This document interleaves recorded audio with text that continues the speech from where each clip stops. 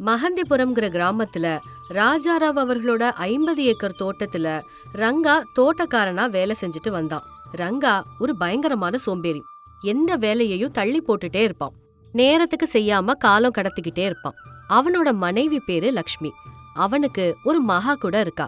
அவளோட பேரு சிரி. ரங்கா ஒரு நாள் தோட்டத்துல இருந்து வீட்டுக்கு வந்து அவனோட மனைவி கிட்ட இப்படி சொன்னான். லக்ஷ்மி, சீக்கிரமா சாப்பாடு எடுத்து வை. எதுக்குயா இவ்ளோ அவசரப்படுத்துற? அவசரப்படுத்தாம என்ன செய்ய? எனக்கு ஏகப்பட்ட வேலை இருக்கு.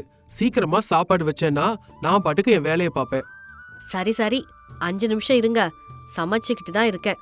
முடிச்சதும் எடுத்துட்டு வரேன். கொஞ்ச நேரம் கழிச்சு சாப்பாடு தயாரானதோ லக்ஷ்மி ரங்காவை கூப்பிட்டு சாப்பாடு வச்சா. சாப்பாடு சாப்பிட்டதோ ரங்கா நிம்மதியா நீட்டி நிமிந்து படுத்துட்டான். இத பார்த்து ஆச்சரியப்பட்டு லக்ஷ்மி ரங்கா கிட்ட இந்த மாதிரி கேட்டா. என்னையா அவ்வளோ அவசரப்படுத்தி எனக்கு சீக்கிரமா சாப்பாடு வையின்னு கூப்பாடு போட்ட? இந்த மாதிரி நீட்டி நிமிந்து படுத்திருக்க, வேலை இல்லையா? வேலை இருக்குன்னு தானே சொன்னேன், ஆனா நான் போகணும்னு ஒன்னும் சொல்லலையே. அப்படின்னா நீ சொன்ன வேலை இப்படி படுத்து கிடக்கிறது தானா? ஆமா, என்ன இப்படி தேவையில்லாம கேள்வி கேட்டுட்டு இருக்காம உன் வேலை என்னவோ அதை பாரு. என்னை பொறுத்த வரைக்கும் இப்படி படுத்து இருக்கிறது கூட ஒரு பெரிய வேலைதான். அப்படி ரங்கா அவகிட்ட ரொம்ப ரொம்ப கடுமையா பேசினான். அந்த நேரத்துல ரங்காவோட மக சிரி அங்க வந்தா. அந்த குழந்தை தன்னோட அப்பா கிட்ட வந்து இப்படி கேட்டா. அப்பா அப்பா, இன்னைக்கு பக்கத்து ஊர்ல பெரிய திருவிழா நடக்குது. என்னோட நண்பர்கள் எல்லாரும் அங்க போறாங்க. எனக்கும் போனும் போல இருக்கு. என்னையும் கூட்டிட்டு போவியா? இல்லடி சின்ன தங்கமே, அப்பாவுக்கு இன்னைக்கு பாக்குறதுக்கு நிறைய வேலை இருக்கு. இன்னைக்கு வேண்டாம், இன்னொரு நாள் கூட்டிட்டு போறேன். புள்ள இவ்ளோ ஆசைப்பட்டு கேக்குது, வேண்டான்னு சொல்ற. கூட்டிட்டு போனாதான் என்ன குறைஞ்சா போயிடுவ? அதான் சொன்னேன்ல, வேலை இருக்கு, முடியாதுன்னு. என்னையா வேலை? இந்த மாதிரி படுத்து கிடக்கிறதுலாம் ஒரு வேலையா? அப்படி லக்ஷ்மி சொல்லவும் ரங்கா அதுக்கு ரொம்ப கோவமா, படுத்து கிடக்குறனோ வேலைக்கு போறனோ, நீ பிள்ளைக்கு நல்ல புத்தி சொல்றதுக்கு பதிலா நீயும் அவ கூட சேர்ந்துக்கிட்டு பேசிட்டு இருக்கியா? இப்படி நடக்கிறது இது என்ன புதுசா? அப்படின்னு லக்ஷ்மி முகத்தை திருப்பிக்கிட்டு அவ வேலைய அவ பாக்க போயிட்டா. அப்பா அம்மா பேசுறத கேட்டுட்டு இருந்த சிரி கூட அதுக்கு மேல எதுவும் பேசாம விளையாடுறதுக்காக வெளியில போயிட்டா. அடுத்த நாள் காலையில கூட ரங்கா தோட்டத்துக்கு போகாம வீட்லயே உட்கார்ந்துட்டு இருக்கிறத பார்த்து லக்ஷ்மி அவன்கிட்ட வந்து இப்படி கேட்டா. என்னையா, சூரியன் நடுவானத்துக்கு வந்துட்டான். இன்னும் படுக்கையில இருந்து எந்திரிக்க மனசு இல்லையா? இன்னைக்கு தோட்டத்துக்கு போறியா இல்லையா? இன்னைக்கு என்னவோ ரொம்ப சோம்பலாவே இருக்கு லக்ஷ்மி. என்னவோ தெரியல, இன்னைக்கு எந்த வேலையுமே செய்யணும்னு எனக்கு தோணவே இல்ல. சோம்பலா இருக்குன்னா என்ன அர்த்தம்? நீ இப்படி படுத்தே கிடந்தேன்னா வீடு எப்படியா நடக்கும்? சோம்பல் எல்லாம் விட்டுட்டு தோட்டத்துக்கு கிளம்பு. வேலை வேலை வேலை, எப்போ வேலை தானா? நான் இன்னைக்கு ஓய்வு எடுக்கணும்னு முடிவு பண்ணிட்டேன். அப்புறம் கேளு, தோட்ட வேலைக்குன்னு யாராவது கூலியாட்கள் வந்தா நான் வீட்ல இல்லன்னு சொல்லி அனுப்பிடு. வேலை இல்லன்னு சொல்லிடு. வேலை வந்தா சொல்லி அனுப்புவோன்னு சொல்லு. இல்லன்னா வேலை கொடுங்கன்னு கேட்டு தொந்தரவு பண்ணுவாங்க. அப்படி ஒரு வித சலிப்போட தூக்க கலக்கத்துல ரங்கா இப்படி சொன்னான். அத கேட்டு லக்ஷ்மி, அதென்ன தோட்டத்துல வேலை இல்லைன்னா என்ன அர்த்தம்? 50 ஏக்கர் தோட்டத்துல கூலி ஆட்களுக்கு வேலை இல்லையா? நீ சொல்றதெல்லாம் ஏதாவது நம்புற மாதிரி இருக்கா? அப்பா லக்ஷ்மி, சும்மா வேலை வேலைன்னு உயிரை வாங்காத. போய் உன் வேலைய பாரு. யாராவது வந்தா மட்டும் நான் இல்லன்னு சொல்லி திருப்பி அனுப்பு. அப்படி ரங்கா லக்ஷ்மி கிட்ட சண்டை போடுறான். அப்புறம் அப்படியே சோம்பலா படுத்து நிம்மதியா தூங்க ஆரம்பிச்சான். அந்த நேரத்துல வேலையாட்கள் ரங்காவோட வீட்டுக்கு வந்தாங்க. ரங்காவோட மனைவிய பார்த்து அவங்க இப்படி கேட்டாங்க. அம்மா, ரங்கா இருக்காரா? அவரு வேலை விஷயமா வெளியில போயிட்டாரே. தோட்டத்துல வேலை இருக்கான்னு கேட்டுட்டு போக வந்தோமா.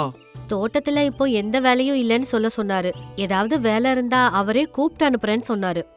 வேலை இல்லன்னா என்ன அர்த்தமா? தோட்டத்துல ஏகப்பட்ட வேலை இருக்கே. வேற ஏதாவது புது ஆட்களை வேலைக்கு வச்சுக்கிட்டாங்களா என்ன? அப்படி வேலையாட்கள் ரொம்ப கவலையா கேட்டாங்க. அத கேட்டு லக்ஷ்மி இப்படி சொன்னா. ஐயோ, அப்படிலாம் இல்லங்க. தோட்டத்துல வேலை இல்லன்னு தான் சொன்னாரு. உங்களுக்கு பதிலா வேற ஆட்களை யாரையும் எடுக்கலையே. வேலை வரும்போது உங்களை கூப்பிட்டு அனுப்புறேன்னு சொன்னாரு. நீங்க கவலைப்படாம போயிட்டு வாங்க. லக்ஷ்மி அப்படி சொல்லவும் பணியாட்கள் எல்லாரும் சரின்னு சொல்லிட்டு போயிட்டாங்க. ரங்கா சாயங்கால நேரத்துல படுத்திருந்த இடத்துல இருந்து எந்திரிச்சு உடம்ப நீட்டி பெருசா சோம்பல் முறிச்சான். அப்போ லக்ஷ்மி அவன்கிட்ட வந்து, நீ இப்படி சோம்பல் முறிச்சுக்கிட்டே வீட்ல கெட. கூலி வேலை செய்யறவங்க வந்தாங்க. உன்னோட சோம்பேறித்தனத்தால அவங்களுக்கு கூட இன்னைக்கு வேலை இல்லாம போச்சு.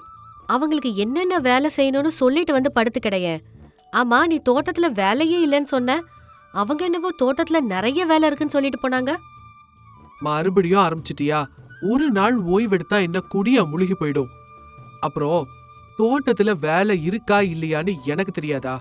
அவங்க கூலி கிடைக்கும் அப்படிங்கறதுக்காக வேலை இருக்குன்னு சும்மா சொல்லிட்டு இருக்காங்க. அவங்களுக்கு வேலையே இல்லைன்னு சொல்றேன். சும்மா எப்படி கூலி கொடுக்க முடியும்? இதோ பாரு, உன் மேல இருக்கிற நம்பிக்கையில தான் ராஜாராவ் ஐயா அந்த தோட்டத்தோட பொறுப்பெல்லாம் உன்கிட்ட கொடுத்திருக்காரு. ஆனா உன்னை பார்த்தா அந்த நம்பிக்கையெல்லாம் நாசமாக்கிடுவேன்னு தான் தோணுது. இன்னைக்கு நம்ம வீட்ல நிம்மதியா சாப்பாடு சாப்பிட்டுட்டு இருக்கோம்னா அது ராஜாராவ் ஐயாவோட தயவால தான். உன்னோட இந்த சோம்பேறித்தனத்தால என்னென்ன பிரச்சனையை இழுத்துட்டு வர போறியோன்னு எனக்கு இப்போ பயமா இருக்கு. அப்படி லக்ஷ்மி ரொம்ப கோவமா சொன்னதும் ரங்கா தடுமாறிட்டே இப்படி சொன்னான். அ, அ, அதெல்லாம் ஒண்ணும் இல்ல லக்ஷ்மி. நான் என்னோட பொறுப்பெல்லாம் சரியாதான் பார்த்துட்டு வந்துட்டு இருக்கேன். நீ எதுவும் கவலைப்படாத, சரியா? அப்படி சொல்லி ரங்கா அங்கிருந்து போயிட்டான். இப்படி தினமும் சோம்பேறித்தனத்தால தோட்டத்தை சரியா பாத்துக்காம காலத்தை கழிச்சுக்கிட்டே வந்தா ரங்கா. ஒரு நாள் ராஜாராவ் ஐயா தோட்டத்தை பார்வையிடுறதுக்காக வராரு அப்படின்னு ரங்காவோட வீட்டுக்கு செய்தி வரவும் ரங்கா அடிச்சு புடிச்சு தோட்டத்துக்கு ஓடி போனான். ராஜாராவ் தோட்டத்துக்கு வந்து தோட்டத்தை சுத்தி பார்த்துட்டு இருக்கும்போது ரங்கா ரொம்ப தாமதமா அங்க வந்தான். ராஜாராவ் ரங்காவை பார்த்ததும் அவன்கிட்ட இப்படி கேட்டாரு. என்னடா ரங்கா, தோட்டத்தெல்லாம் நல்லா பார்த்துட்டு இருக்கியா? பாத்துக்கிறேங்க ஐயா. என்னத்த பாத்துக்கிற நீ? தோட்டத்துல விளையிற காய்கறி எதுவும் வீட்டுக்கு வர்றதே இல்லைன்னு எங்க வீட்டம்மா சொல்லிக்கிட்டே இருக்கா. இவ்ளோ பெரிய தோட்டம் இருக்கு, ஆனா சமைக்கிறதுக்காக நான் வெளியில கடையில போய் காய்கறி வாங்கினா என்ன சொல்லுவாங்க? ஐயோ, அப்படி இல்லைங்க ஐயா. தினமும் உங்க வீட்டுக்கு அனுப்ப சொல்லி ஒரு ஆள் கிட்ட சொல்லியிருந்தேன். அந்த வேலையாள் மறந்துருப்பான். இது நல்ல கதையா இருக்கே. நான் உனக்கு வேலை சொன்னா நீ அந்த வேலையை இன்னொருத்தனுக்கு சொன்னேன்னு என்கிட்ட சமாதானம் சொல்றியா? எனக்கு வேண்டியது வேலைய பொறுப்பா முடிக்க வேண்டியது அப்படின்னு கோவமா சொன்னாரு. அத கேட்டு ரங்கா இப்படி சொன்னான். இல்லங்கய்யா, நாளையில இருந்து நானே காய்கறி எல்லாத்தையும் பறிச்சு நேரா வீட்டுக்கு வந்து அம்மா கையில குடுத்துட்டு போறேன். போன தடவை வந்திருந்தப்போ என்னோட சிநேகிதன் ராகவனுக்கு நம்ம தோட்டத்துல இருக்கிற தர்பூசணி எல்லாம் அனுப்ப சொல்லியிருந்தனே, அனுப்புனியா? அது ஐயா, அது வந்து அதுன்னு எதுக்குடா இழுத்துக்கிட்டே இருக்க? ஒவ்வொரு வேலையிலயும் இப்ப அலட்சியம்தான் ரொம்ப தெரியுது. மன்னிச்சிருங்க ஐயா, இப்பவே ராகவம் ஐயா வீட்டுக்கு தர்பூசணிகளை அனுப்பிடுறேன். சரி சரி, அந்த வேலைய நான் வேற ஒருத்தர்கிட்ட கொடுத்துட்றேன். அது சரி, நம்ம தென்னந்தோப்புலயும் மாந்தோப்புலயும் தர்பூசணி விதைகளை போட்டா தர்பூசணி பழங்கள் நல்ல விளையும்னு விதைச்சோமே, அதெல்லாம் இப்ப எப்படி இருக்கு? அப்படின்னு ராஜாராவ் ரங்கா கிட்ட பேசிக்கிட்டே அந்த இடத்துக்கு வந்து சேர்ந்தாரு. தண்ணி இல்லாம அங்க இருந்த எல்லா காய்களும் காஞ்சு போயிருந்தத பார்த்ததும் ராஜாராவுக்கு கோவம் வந்துச்சு. அடக்க முடியாத கோவத்துல அவர் இப்படி கேட்டாரு. என்ன, இங்க எல்லாமே இப்படி காஞ்சு போய் கிடக்கு? உனக்கு தெரியாதா? தர்பூசணி பழங்களுக்கு நிறைய தண்ணி தேவைன்னு. பார்த்தா இங்க தண்ணி ஊத்துன மாதிரியே தெரியலையே. வர வர உன்னோட அலட்சியம் ரொம்ப அதிகமாயிடுச்சு. இதுக்கு தான் உனக்கு நான் மாசம் மாசம் சம்பளம் கொடுத்து இங்க வச்சிருக்கேனா? உன் மேல நம்பிக்கை வச்சு தோட்டத்தை பார்த்துக்கோன்னு கொடுத்தா நீ செய்யற வேலை இதுதானா? தோட்டத்துல ஒரு வேலையும் சரியா நடக்கல. இன்னையில இருந்து உன் மேல வச்சிருந்த அந்த நம்பிக்கைய நீ இழந்துட்ட. உனக்கு வேலையில கொஞ்சம் கூட பொறுப்பு இல்லாம போயிடுச்சு. உன்னை பத்தி மத்த வேலைக்காரங்கெல்லாம் புகார் சொல்லும் போது கூட நான் அதையெல்லாம் நம்பாம தான் இருந்தேன். ஆனா இப்போ நான் என் கண்ணாலேயே அதை பார்த்துட்டேன். உனக்கு வேலையில மறுபடியும் பொறுப்பு வர்ற வரைக்கும் தற்காலிகமா நான் உன்னை வேலையிலிருந்து நீக்கி வைக்கிறேன்.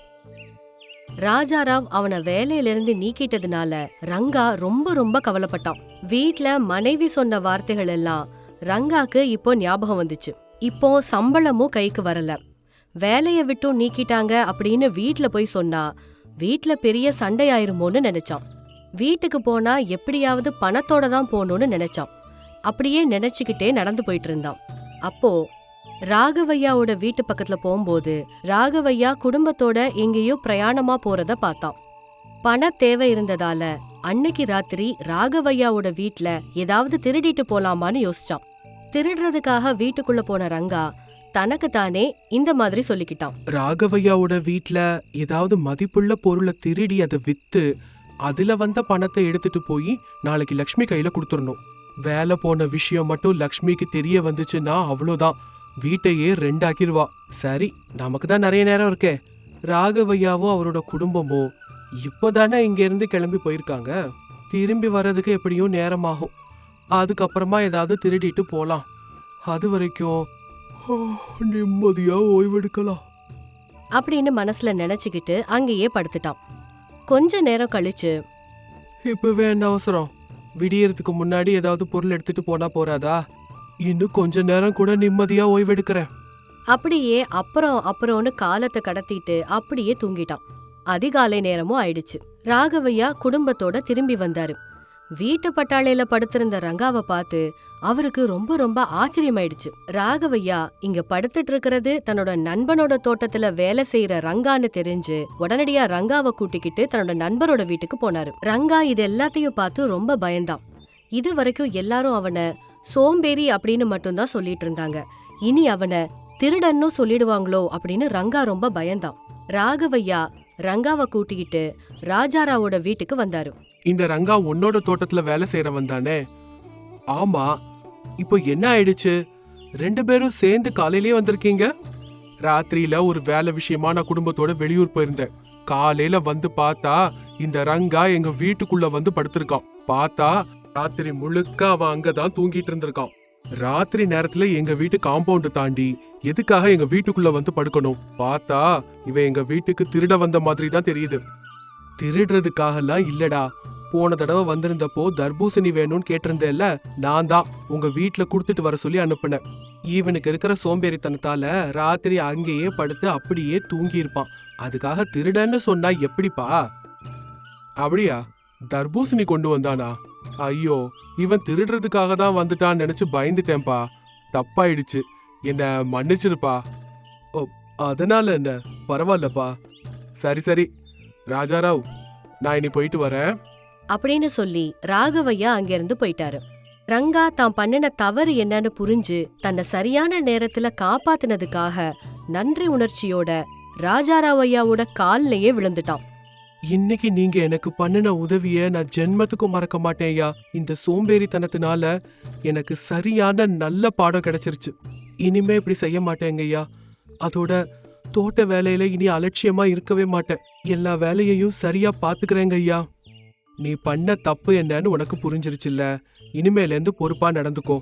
நாளையில இருந்து வழக்கம் போல தோட்டத்துக்கு வேலைக்கு வா. ராஜாராவ் ரங்காவை மறுபடியும் வேலையில சேர்த்துக்கிட்டாரு. அன்னையில இருந்து ரங்கா தன்னோட பொறுப்புகளை சரியா கவனிச்சுக்கிட்டு ராஜாராவுக்கு நம்பிக்கையானவனா மாறி தோட்ட வேலைகள் எல்லாம் செஞ்சுட்டு இருந்தான்.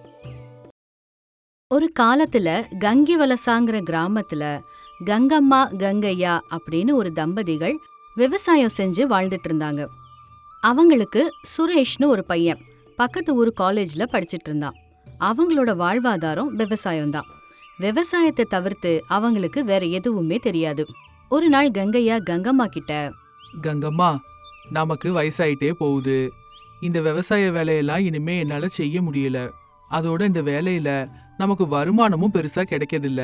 தினப்படி நம்ம செலவு கூடிட்டே போகுது. ஆனா அதுக்கான வருமானம் இதுல இருந்து நமக்கு வரல. நம்ம பையனோட படிப்புக்காகவாவது பட்டணத்துல போய் ஏதாவது வேலை பார்க்கலான்னு நினைக்கேன். என் மனுஷா எப்பவும் இல்லாம இப்ப என்ன கவலைப்பட்டுட்டு இருக்கீரு? இந்த விவசாயத்தை நம்பிதான் இவ்ளோ நாள் வாழ்ந்தோம். கஷ்டமோ நஷ்டமோ நமக்கு விவசாயம்தான். நம்ம சொந்த மண்ணை விட்டுட்டு வேற எங்க போக சொல்லுதீங்க? இவங்க 2 பேரும் இப்படி பேசிட்டு இருக்கும்போது சுரேஷ் அதை கேட்டுக்கிட்டே அங்க வந்தான். என்னப்பா, விவசாயத்தை பத்தி இவ்ளோ ஈஸியா குறைச்சு பேசிட்டீங்க. இப்பெல்லாம் பெரிய பெரிய வேலையில இருக்கவங்க கூட அந்த வேலையெல்லாம் விட்டுட்டு விவசாயம் பண்ணணும்னு இறங்கி வந்துட்டு இருக்காங்க. ஏதோ ஒரு வருஷம் ஒழுங்கா வருமானம் வரலங்கிறதுக்காக இப்படி ஆயாசப்பட்டு பேசாதீங்கப்பா. எந்த வேலை செய்தவங்களா இருந்தாலும் ஒரு விவசாயி இல்லைன்னா அவங்களுக்கு சாப்பிட்றதுக்கு சாப்பாடு கிடையாது. நம்ம நாட்டோட முதுகெலும்பே விவசாயம்தான்னு பெரியவங்க சொல்லியிருக்காங்க.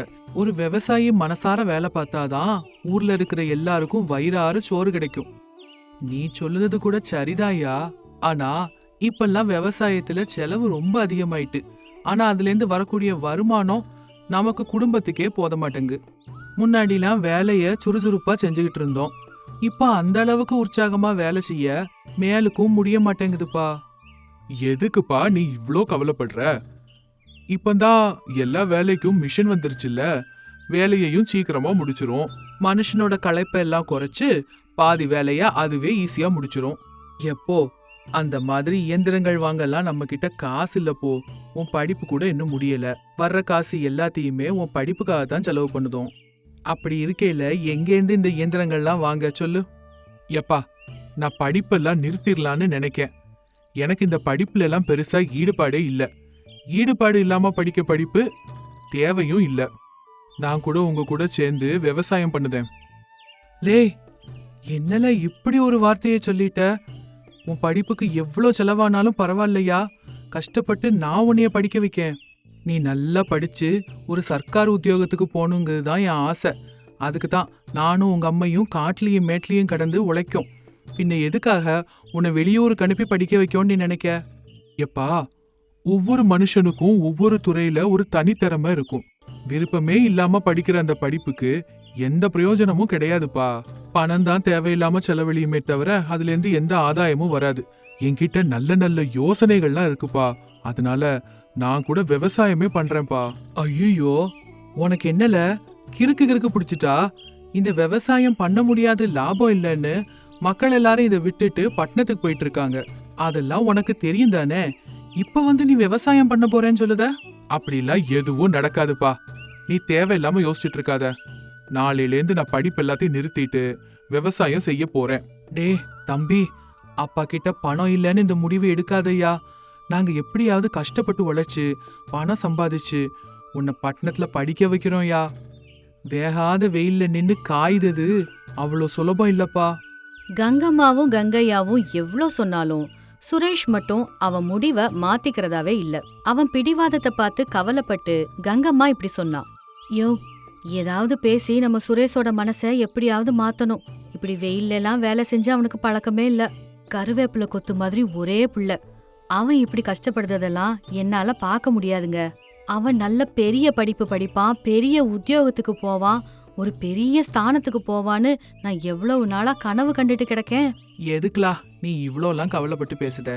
2 நாள் வெயில்ல வேலை செஞ்சான்னு வெயி, அவனே மனசு மாதிரி இதெல்லாம் சரிப்படாதுன்னு புஸ்தகத்தை எடுத்துட்டு காலேஜுக்கே போயிருவான். நீ ஏன் கவலைப்படுத? அப்படின்னு சொல்லிட்டு அங்கேருந்து கிளம்பி போயிட்டாரு கங்கையா. சுரேஷ் காலேஜ் போறத நிறுத்திட்டு கங்கையா கூட நிலத்துக்கு வந்தான். சுரேஷ் அவங்களோட வயல் நிலம் எல்லாத்தையும் நல்லா சுத்தி பார்த்துட்டு அவனோட அப்பா கிட்ட வந்தான். எப்பா, நான் சொல்றது நல்ல கவனமா கேளு. நம்ம நிலத்துல அங்க அங்க நிறைய கல்லுங்க கிடக்கு. நிலம் கூட உயரத்துல இருக்கு, ஆழமா இல்ல. இப்படிப்பட்ட இடத்துல விவசாயம் பண்ணுனா இங்க எந்த பயிர் விளையும்? தண்ணி நிக்காம எந்த பயிரும் விளையாது. உங்க ஏமாத்தத்துக்கு அதுதான் காரணம். பெரிய விஞ்ஞானி இவரு. விவசாயத்தை பத்தி எல்லாம் தெரிஞ்சவன் மாதிரி நீ பாட்டுக்கு பேசிட்டு போற. இந்த விவசாயத்தை பத்தி உனக்கு என்னடே தெரியும்? அரை டவுசர் போட்ட காலத்துல இருந்தே நான் விவசாயம் பார்க்கேன்.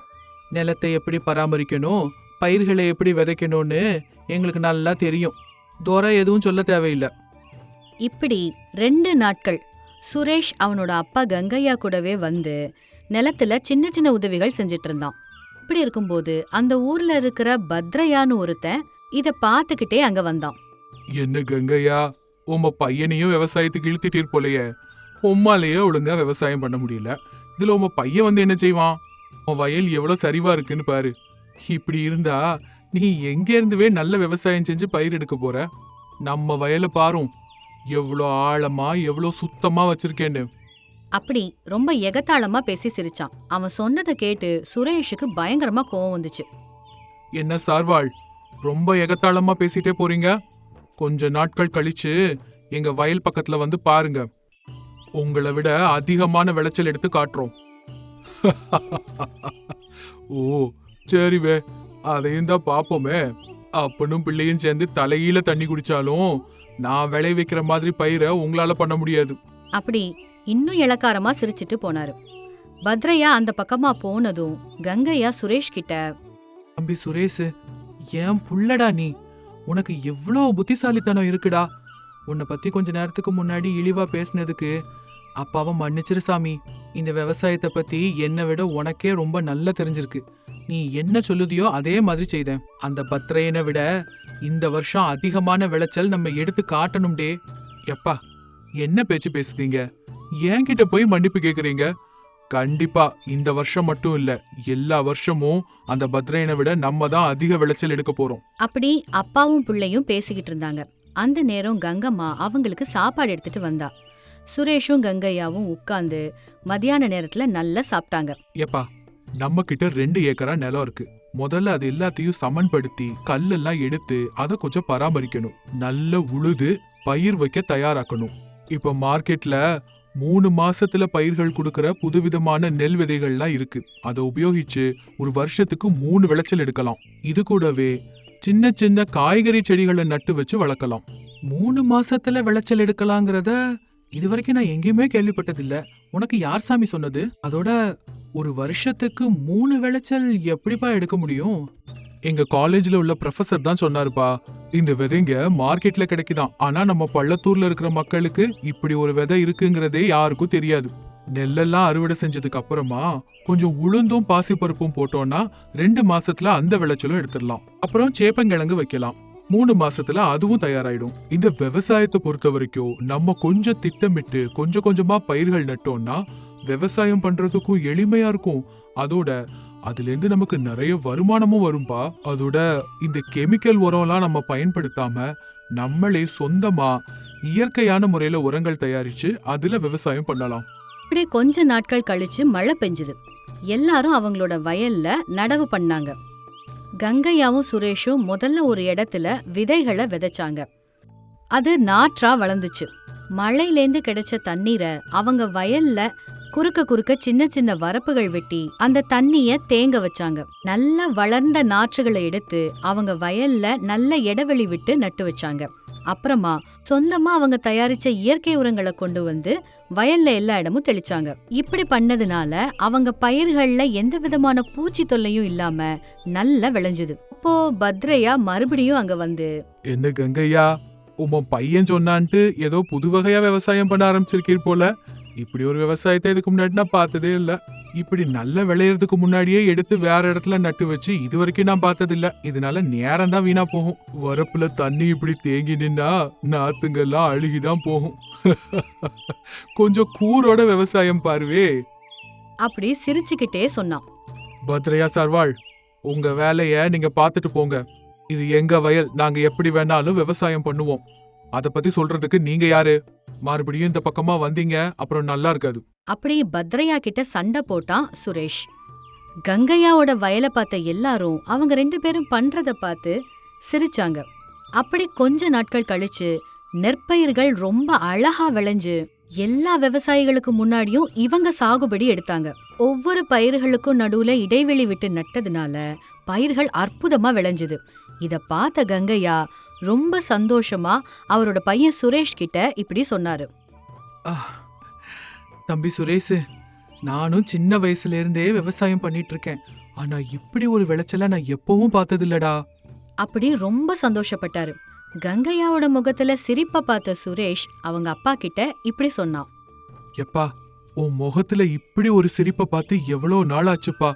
நீ எப்பவுமே இப்படி சந்தோஷமா இருக்கணும்னு நினைச்சுதான் நான் என்னோட படிப்பை விட்டுட்டு விவசாயம் பண்ணலாம்னு நினைச்சேன். நீ எவ்வளோ கஷ்டப்பட்டு என்ன படிக்க வச்ச. உன்னோட சந்தோஷத்துக்காக இந்த வேலை செய்யறதுல எனக்கு ரொம்ப சந்தோஷமா இருக்குப்பா. கொஞ்ச நாட்கள் கழிச்சு அறுவடைக்கான நாளும் வந்துச்சு. அந்த பயிரெல்லாம் அறுவடை பண்ணி ஒரு பெரிய குவியலா அங்க வச்சாங்க. அக்கம் பக்கத்துல உள்ள வயலெல்லாம் இன்னும் விளையவே இல்ல. ஆனா கங்கையாவோட பயிரை பார்த்து எல்லாரும் ஆச்சரியப்பட்டு போனாங்க. நெல் அறுவடை முடிஞ்சதுக்கு அப்புறமா உளுந்தும் பாசி பருப்பும் விதைச்சாங்க. சுரேஷ் மார்க்கெட்டுக்கு போய் கொஞ்சம் காய்கறி விதைகளையும் வாங்கிட்டு வந்தான். எப்பா, மார்க்கெட்டுக்கு போய் கொஞ்சம் காய்கறி விதைகள் வாங்கிட்டு வந்திருக்கேன். நம்ம வீட்டுக்கு பின்னாடி கொஞ்சம் இடம் காலியா இருக்குல்ல, அதுல பாதி இடத்துல காய்கறிகளும் மீதி பாதி இடத்துல பூச்செடிகளும் வளர்க்கலாம்னு நினைக்கிறேன். அட என்னடே, பூச்செடிகளை வச்சு நம்ம என்ன செய்ய போறோம்? மொத்த இடத்துலயும் காய்கறிகளையே நட்டு வைக்கலாமே. அது அப்படி இல்லப்பா, இந்த பூச்செடிகளுக்கு நல்ல லாபம் கிடைக்கும். அது எதனாலன்னு நான் சொல்றேன் கேளுங்க. இப்பெல்லாம் வீட்டு முன்னாடி இப்படி அலங்காரமா வளர்க்கறதுக்கு பூச்செடிகளை தான் வாங்கிட்டு போறாங்க. அந்த வியாபாரம் இப்போ ரொம்ப வளர்ந்துகிட்டு இருக்கு. நம்ம வீட்டுல வளர்க்க போற பூச்செடிகளுக்கு பயங்கர டிமாண்ட் இருக்க போகுது. அதுல இருந்து கூட நமக்கு நிறைய லாபம் கிடைக்கும்பா. அப்படியா தம்பி? எனக்கு இதெல்லாம் ஒன்னும் தெரியலப்பா. சரிப்பா அப்படின்னு சொல்லிட்டு காய்கறி செடிகளையும் பூச்செடிகளையும் நட்டு வச்சாங்க. கொஞ்ச நாட்கள் கழிச்சு அவங்க விதைச்ச உளுந்தும் பாசிப்பயிரும் நல்ல விளைஞ்சிருந்துச்சு. அதோட காய்கறி செடிகள் கூட நல்ல காய்க்க ஆரம்பிச்சுது. பூக்கள் கூட அழகா பூக்க ஆரம்பிச்சுது. ஒரு நாள் பத்ரையா அந்த வழியா நடந்து போயிட்டு இருந்தாரு. அவரோட வழியில எதிர்ல சுரேஷ பாத்துட்டாரு. தலைய குனிஞ்சுக்கிட்டே பத்ரையா இந்த மாதிரி சொன்னாரு. தம்பி, என்ன மன்னிச்சிருப்பா. அன்னைக்கு உங்களை பத்தி சரியா தெரியாம ஏதேதோ பேசிட்டேன். இன்னைக்கு எங்க எல்லாரையும் விடவும் அதிகமான சாகுபடி நீங்க தான் செஞ்சிருக்கீங்க. அப்பா புள்ள 2 பேரும் சேர்ந்து நினைச்சத சாதிச்சிட்டீங்க. யாருகிட்ட எவ்வளவு அறிவு இருக்குன்னு யாராலையுமே சொல்ல முடியாது. அது எந்த சமயத்துல பயன்படும் அப்படின்னு யாருக்கும் தெரியாது. யாரையுமே குறைவா எடை போட்டு இழிவா பேசக்கூடாதுங்க. அப்படி நம்ம பேசணும்னா ஒரு நாள் நமக்கு தான் அது நஷ்டமா வந்து முடியும். அவங்க முன்னேறி போயிட்டே இருப்பாங்க அப்படின்னு சொல்லி சுரேஷ் அங்கிருந்து கிளம்பி போயிட்டான். கங்கையா இயற்கை உரங்களை பயன்படுத்தி பயிர்கள் விளைவிக்கிறதுனால எல்லாரும் கங்கையா கிட்டயே வந்து நெல் வாங்குனாங்க. காய்கறிகள் கூட நல்ல ரேட்ல மார்க்கெட்ல வித்துச்சு. வீட்டு அழகுக்காக அந்த ஊர் மக்கள், பக்கத்து ஊர் மக்கள் இப்படி எல்லாரும் கங்கையா கிட்ட அவங்க வீட்டு செடிகளை வாங்குறதுக்காக வந்தாங்க. இப்படி பயிர்கள் வித்து வந்த வருமானத்துல, காய்கறிகள் அப்புறம் பூச்செடிகள் வித்து வந்த வருமானத்துல அவங்க இன்னும் அதிகமா கொஞ்சம் நிலம் வாங்கி கங்கையா சுரேஷ் 2 பேரும் விவசாயத்தை விரிவுபடுத்தி அதன் மூலமா நிறைய வருமானம் சம்பாதிச்சாங்க.